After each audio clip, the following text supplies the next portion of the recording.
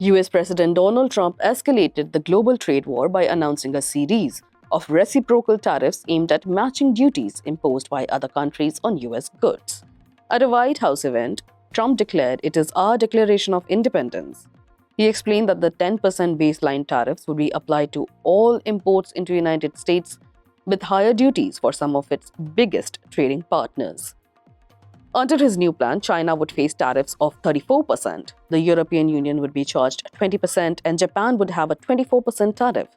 Meanwhile, India would face an import duty of 26%. The announcement sparked swift reactions from US trading partners, many of whom vowed to retaliate.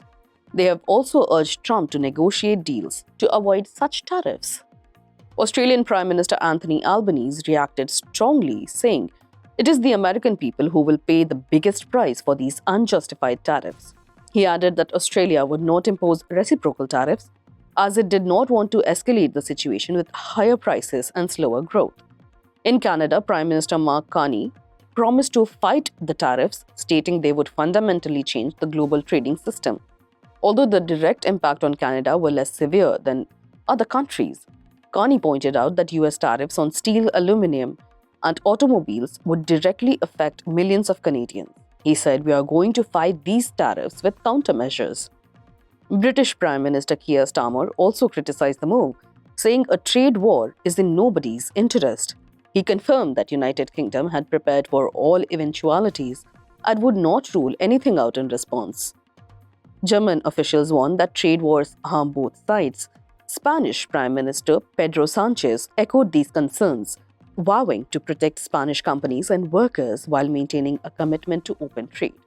Sweden's Prime Minister Ulf Kristersson said his country did not want increasing trade barriers. "We do not want a trade war," he said, emphasizing the need for cooperation with US for the benefit of all nations. Irish Trade Minister Simon Harris highlighted that Ireland and European Union were ready to find a negotiated solution. "Negotiation and dialogue are always the best way forward," he said. Italian Prime Minister Giorgia Meloni, an ally of Trump, also expressed a desire to work together with the US to avoid a trade war, warning that such a conflict could weaken the West.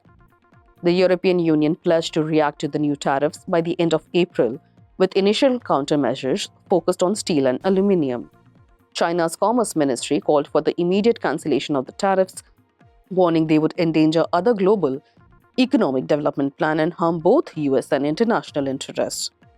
In Brazil, President Luiz Inácio Lula da Silva expressed that his country could not remain passive in response to the tariffs, and a law was passed to counter Trump's 10% tariff.